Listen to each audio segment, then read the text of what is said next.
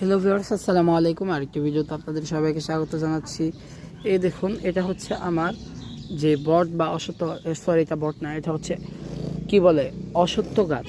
অশ্বত্থ গাছের মধ্যে এই অশ্বত্থের ভ্যারাইটি, যার অরিজিনাল নাম হচ্ছে গয়া অশ্বত্থ গাছ। এটাকে গয়া অশ্বত্থ বলে। এই গাছের বনসাইটা দেখুন ঠিক কতটা সুন্দর হয়ে উঠেছে। এখন দিন যাচ্ছে, এই গাছের বনসাইটা সুন্দর লাগছে। যদিও বা শুষ্ক মৌসুমে এর একদমই পানির অভাব হয়ে যায়, এই কারণে এটা তখন এতটা ভালো লাগে না। তবে এখন বৃষ্টি হওয়ার পর কিন্তু এই বনসাইটা অনেক সুন্দর লাগছে দেখুন।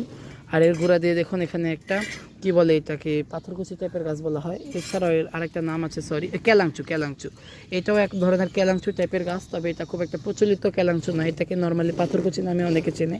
আমিও একসময় পাথরকুচি জানতাম।